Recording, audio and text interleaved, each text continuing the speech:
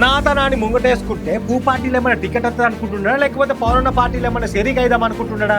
రామతీర్థంలో రాముని విగ్రహం ధ్వంసమైనప్పుడు ఎందుకు రాలే ఈయన లోపల ఉన్న సనాతనుడు? ఈయనకు హిందూ మతం మీద గింతగానం ప్రేమ ఎడికెచ్చి పుట్టింది, ఎప్పుడు పుట్టింది అనేది పెద్ద శాస్త్రం. ఈ అంగిల బెల్లం ఆత్మల విషయం పెట్టుకున్నట్టు మాట్లాడితే ఎట్లా చెప్పే సాయిరెడ్డి సార్? దండోరా మాట సూటిగా, సెటైర్ గట్టిగా. నమస్తే అందరికి, నేను మీ గోపి అలాటి. సనాతన సాయిరెడ్డి టైటిల్ మంచిగా ఉంది కదా. ఈ టైటిల్ తోటి సినిమా తీస్తే ఖచ్చితంగా ఫ్లాప్ అవుతుంది. ఎందుకు అనేది మొత్తం చెప్తా గానీ ముందుగా మన 3TV నెట్వర్క్ ను సబ్స్క్రైబ్ చేసుకోర్రి. మన దండోరా వీడియోలు లైకులు షేర్లు గట్టి కొట్టుర్రి. ఇక ముచ్చటేందంటే, దినాం నాన్ వెజ్ లేదే ముద్ద దిగని ముత్యం ఉన్నట్టుండి పొద్దుగాల లేచి చూసే వరకు ఆకుకూరలు తినుకుంటా మేకకు మేనమామలాగా కోడికి కజిన్ లాగా కలరింగితే ఎట్లా అనిపిస్తుంది? బానే అనిపిస్తుంది కదా. ఇక అట్లనే నక్క పుట్టి 4 వద్దులు కాలేదు కానీ నా జిందగీలా గింత పెద్ద వాన చూడలే అని అంటే ఎట్లుంటది? ఎంత చిరాకేస్తుంది.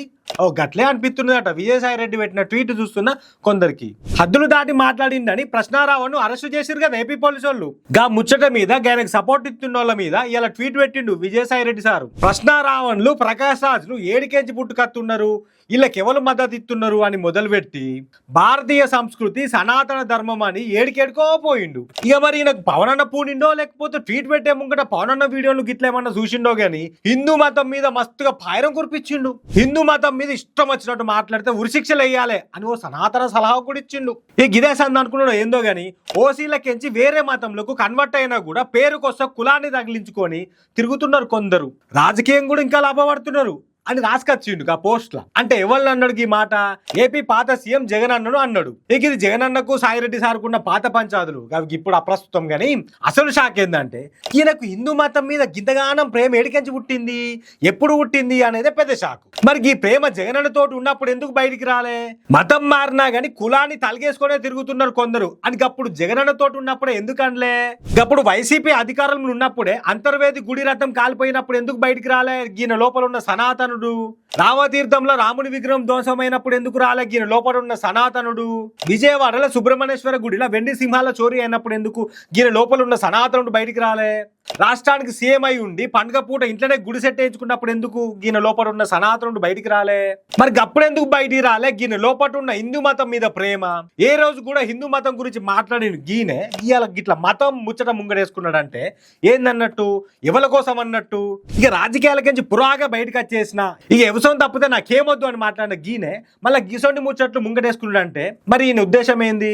సనాతనాన్ని ముంగటేసుకుంటే భూ పార్టీలు ఏమైనా టికెట్ వస్తుంది అనుకుంటున్నాడా, లేకపోతే పౌరణ పార్టీలు ఏమైనా షరీక్ అయిదాం అనుకుంటున్నాడా అని మస్తుగా ప్రశ్నల వాన గురిపిస్తున్నారు పంకపాటోళ్ళతో పాటు ఏపీ పబ్లిక్ కూడా.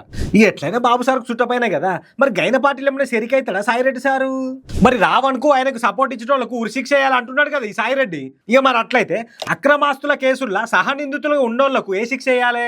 భూముల కేసుల్లో లిక్కర్ కుంభకోణాల్లో ఇట్లా చాలా కేసులు ఉన్నోళ్లకు ఏ శిక్ష వేయాలి? ఇక మీదికెంచి ఎంపీ ఉండి జనాల కోసం కాకుండా దేశం కోసం కాకుండా ఒక్క మనిషి కోసం పనిచేసిన వాళ్ళకు ఏ శిక్ష వేయాలి అని గట్టిగానే అడుగుతున్నారు. ఈ అంగిల బెల్లం ఆత్మల విషయం పెట్టుకున్నట్టు మాట్లాడితే ఎట్లా చెప్పే సాయిరెడ్డి సారు? ఆయన రాజకీయంలో పదవులు ఉండాలన్నా జైలు ఉండొద్దన్నా ధీరుడైనా కావాలి, దీనుడైనా కావాలి కదా. గందుకే కావచ్చు గీ ట్వీట్లు గీ పాటలు. అంతే రానే సనాతన సాయిరెడ్డి సారు. దండోరా మాట సూటిగా, సెటైర్ గట్టిగా.